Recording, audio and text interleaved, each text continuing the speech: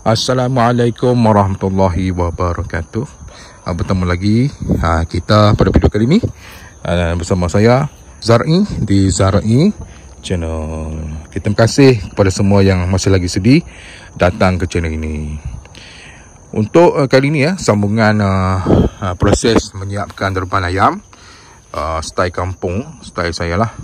Kalau video sebelum ni saya kongsikan cara menyiapkan kerangka untuk reban ayam ni, dan juga memasang atap lah. Jadi dah clear dah, atap dah settle, kerangka pun dah settle. Jadi hari ni langkah seterusnya adalah untuk memasang jaring pukat di sekeliling reban lah. Sebelum pasang jaring pukat ni, pertama sekali saya clearkan dulu dia punya lantai lah. Lantai untuk reban ayam ni. Reban ayam ni, lantai dia. Semalam ada tayar 2 biji dekat sini, tayar bekas tanam pokok dulu lah. Jadi dah dialihkan. Jadi kita ratakan permukaan reban ni supaya bila permukaan rata, maka kita boleh buatlah proses untuk memasang jaring. Dan kita nak mengelakkan supaya jaring ni tertutup dengan rapat, maka kita kena ratakan tanah tu dulu. Okey, itu proses yang pertama yang saya buat lah sebelum saya nak pasang jaring tu. Okey, kalau nak tahu yang menyikok gitu, tu tanda ayam tu ni nak telur. Memasang jaring pada reban ayam ni, yang kita perlukan adalah mestilah jaring pukat ni. Macam jaring pukat yang saya beli ni adalah 30 kaki. Dan hari ini kita akan gunakan jaring ni hanya sebanyak lebih kurang dalam 20 kaki lebih sikit kan. Jadi kita akan kelilingi lah reban ni. Okey. Yang kedua, kita perlukan kayu lah, kayu yang lurus. Okey, di bahagian satu bahagian yang straight ni, bahagian tegak ni. Yang kedua, kita perlukan kayu yang melintang di atas, dan satu lagi kayu di bahagian melintang di bawah. Jadi satu, dua, tiga. So ada 3 batang kayu untuk di bahagian permulaan ni, bahagian depan sekali ni. 3 batang kayu Jadi, dan pastikan kayu tu lurus, supaya bila lurus maka kita boleh menghasilkan jaring yang terik pada semua arah ni. Jadi cantik lah kan. Okey, jadi begitulah cara pasangnya. Pasang kayu atas, pasang kayu di bawah, pasang kayu di tepi, dan juga pasang kayu di bawah. Okey, kayu panjang tu. Okey, apa-apa batang kita nak pakai, sebaiknya semua tiang lah kita pasang kayu ni. Tapi kalau kita nak jimatkan kos, kita boleh hanya pasang pada bucu-bucu je. Contohnya satu di sini, bucu yang pertama, bucu yang kedua, dan bucu yang ketiga. Okey, so 1, 2, 3, 4 pun dah memadai dia punya pasang kayu. Tapi kalau nak cantik lagi, kita pasang pada setiap tiang lah. So kalau tiang ni ada 1, 2, 3, 4, 5, 6, 7, lagi cantik lah 7. So reban tu akan jadi best lagi lagi sedap lah, lagi terik lah. Dan yang bahagian tepi pun sama juga, kita perlu pasang kayu di sini, 1 batang kayu dan 1 batang kayu di bawah. Barulah dia punya jaring ni akan jadi tegang dan terik. Okey, sama juga di bahagian belakang pun, 1 di atas, 1 di bawah. Semua sisi ataupun semua bahagian kita kena pasang kayu tu atas dan bawah. Dan bahagian yang menegak ni boleh pilih sama ada kita pasang di bucu saja, ataupun nak cantik semua tiang tu kita pasang. Okey, bergantung pada kos masing-masing lah. Okey, macam saya cakap semalam, kayu ni saya beli, yang ini harga dia RM5 sebatang. Yang ini harga dia saya tak ingat lah, mungkin dalam RM3 kot. Kan, mudah kan. So kayu yang besar ni, okey, sebaiknya kita akan pasang di bahagian bawah lah. Okey, kayu yang agak tebal ni dia, sebab dia keras, lebih keras, pasang di bahagian bawah ni, supaya nanti bila di bawah ni dia akan tutup dia punya keseluruhan reban di bahagian bawah tu dengan rapat lah. Sebab kita nak mengelakkan daripada ceroboh, ada pencerobohan daripada biawak, daripada ular sawak ataupun dan haiwan-haiwan lain lah. Jadi kena betul-betul rapat di bawah ni. Kayu ni kita pakai kayu yang kerah ni, yang besar ni. Tapi untuk kayu yang lembek ni, ni boleh kita jadikan sebagai dinding lah. Untuk dinding maksudnya kita boleh pasang di bahagian ni lah. Untuk bahagian kita pasang ke tiang ni. Okey. Ini pun dah memadai lah. Yang ni dah sesuai lah untuk bahagian dinding. Itu sekadar untuk melekatkan dia punya ni, untuk memastikan jaring tu dalam keadaan tegang. Okey, ni kayu ni. Semalam saya share 145 kan, 120. Atap dengan jaring RM120. Jadi kalau kayu kita pakai RM45. Okey. Untuk dinding sajalah. Okey. Jadi untuk mengikat jaring tu, terpulanglah pada cara masing-masing lah kan. Macam saya ni, saya pasang tadi sikit dengan menggunakan ni dawai je. Okay, dawai, kita potong dawai pendek-pendek, lepas tu kita ikat lah pada tiang tu kan. Okay, kayu ni jadi kita ikat lah, ataupun lah pada masing-masing nak bagi ketat macam mana. Kalau macam ni rasa longgar, ikat lagi kan. Kita check ni ada longgar ke, kita boleh check kan. Boleh ikat lagi. So dekat sini pun dah jimatkan kos lah dengan cara ikat dawai ni. Okay. Di bahagian tepi ni pun boleh ikat dawai, tapi nak pakai skru pun boleh. Okay. Macam-macam cara lah kita boleh buat kan.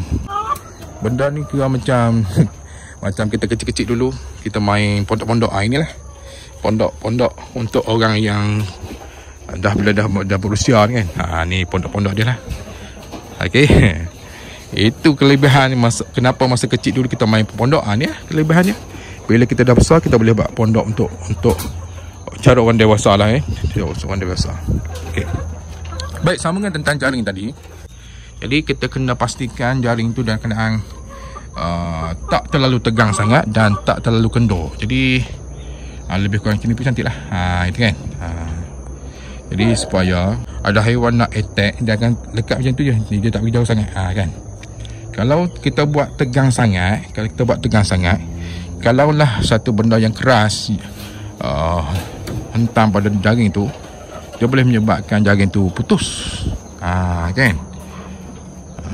So kita kena pastikan jaring tu taklah kendor sangat, taklah tegang sangat. Dia cukup-cukup lah. Okey. Sedap-sedap gitu je. Okey. Jadi untuk memastikan jaring tu tegang, kita kena adjust lah alignment tu. Macam tadi kita buat bahagian kayu di bahagian depan. Ni dulu kita pasang ini dulu, yang pertama tadi. Lepas tu kita start pasang di bahagian bawah kan. Lepas tu kita skru, lepas tu kita adjust lah di bahagian atas ni. Macam tu lah.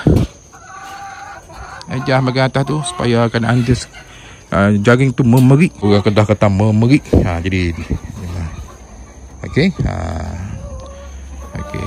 Itulah antara cara yang boleh tuan-tuan dan puan-puan buat untuk geban tuan-tuan puan-puan sendiri tentang cara untuk memasang jaring. Okey, hari ni saya akan clearkan insya-Allah kalau sempat hari ni settlekan jaring sekeliling tu clear dan next video saya akan start dah untuk buat dia punya pintu lah pintu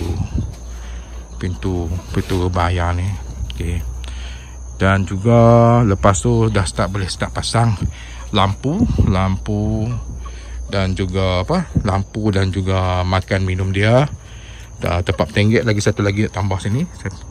Okey, tempat petenggek dia ada satu baru, tak cukup sebab ayam tu ada 11 ekor. Jadi saya kena tambah di bahagian tepi ni. Okey, satu batang lagi. Di bahagian tepi tu macam biasalah. Di bahagian bawah ni, untuk sekitar bahagian bawah ni memang untuk reban ayam ni sebolehnya kita kena pasang satu penghadang lah. Contoh macam saya sekarang ni, saya guna zinc kan. Zinc yang lama tu saya pasang je. Okay, zinc yang lama ni kita akan pasang di bahagian bawah sikit je. Tak perlu tinggi sangat sebab reban ayam ni rendah. Okay. Kalau saya buat tinggi sangat pasang penghadang tu, nanti dia jadi gelap. Okay. Jadi tak sesuai sebab reban ayam kalau boleh kita nak dalam keadaan sistem pengudaraan dia melancar. Okay. Supaya ayam tu sihat. Okay. Jadi saya nak sambung kerja memasang jaring. Okay. Kita akan jumpa lagi setelah siap saya pasang jaring rebah ni.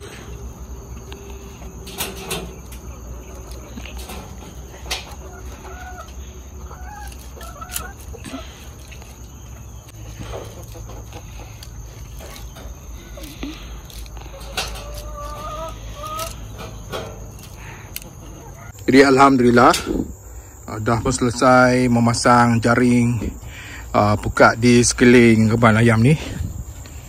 Okey, di bahagian tepi ke sekeliling tu dah siap. Kita dah selesai bahagian yang kedua lah. Bahagian kedua itu pemasangan jaring pukat pada reban ayam.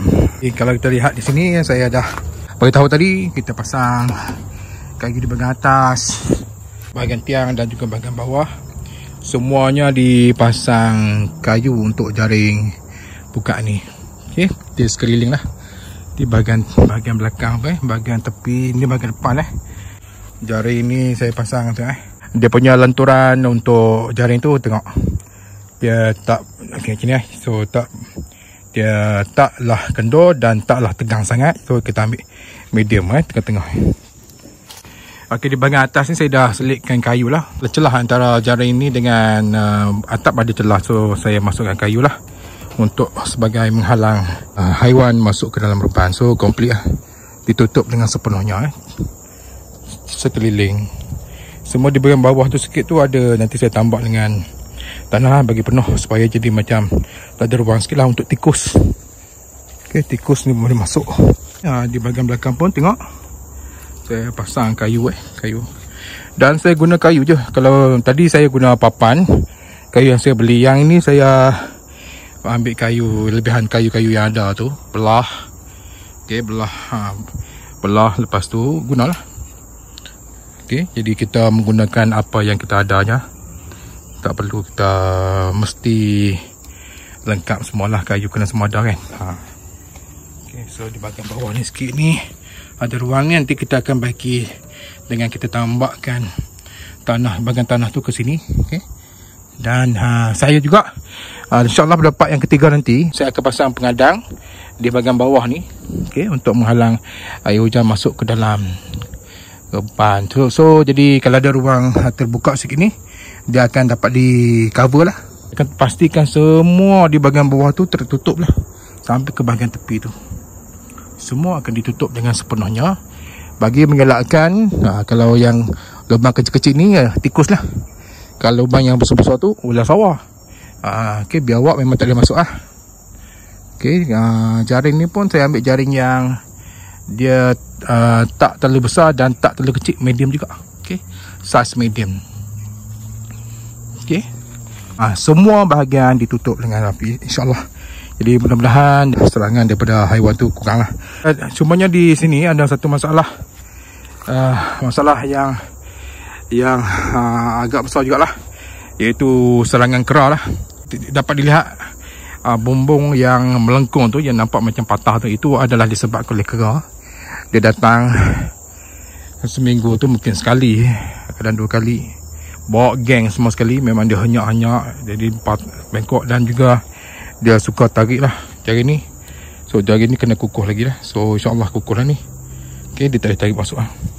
Dan kera ni dia akan masuk ke reban ni untuk mengambil telur lah, telur ayam. Okay, dia makan telur ayam. InsyaAllah kalau ada lagi yang perlu dibagi, terbagi lagi nanti. Okay, sikit-sikit. Atas dan bawah tu dah ada kayu yang terik. Depan dengan belakang pun ada kayu yang terik. So dia jadi jaring tu dah okey dah. Cumanya nantilah kalau kata nak bagi dia lagi kukuh lagi sebab macam saya sebut tadi lah, serangan kera tu kan. Jadi mungkin saya akan tambah lagi kayu di bahagian tepi ni. Okey, macam ni kan dia rebuan lagi kan. Macam ni kan boleh legak lagi kan. So kalau saya letakkan kayu jadi susah nak bergerak lah kan. InsyaAllah lepas ni Allah, mudah-mudahan perkongsian ini bermanfaat. Bolehlah sama-sama kita praktik apa yang saya kongsikan kali ni. Cukup itu dulu perkongsian untuk kali ni. Okay, yang InsyaAllah kita akan jumpa lagi lepas ni. Part yang ketiga saya akan kongsikan cara untuk saya akan sambung lagi kerja ni lepas ni. Mungkin petang ni saya akan kongsikan video seterusnya, cara saya pasang pengadang untuk melengkapkan aksesoris bagi keselamatan dan juga keselesaan ayam dalam reban tu. Okey, dan juga insyaAllah tambah sikit tanah bagi gatal sikit kan, tambah lagi kayu petinggi satu lagi kan. Dan dah mulalah, nanti saya dah boleh start untuk buat pintu gerbang ayam, dan last sekali makan dan minum dan juga lampu. Terima kasih kepada semua yang sudi menonton. Jangan lupa untuk teruskan menonton channel ini untuk sambungan video berikutnya. Bagi mereka yang baru datang ke channel ini, jangan lupa untuk klik butang subscribe, like, share dan juga komen. InsyaAllah kita jumpa lagi pada video akan datang. Assalamualaikum warahmatullahi wabarakatuh.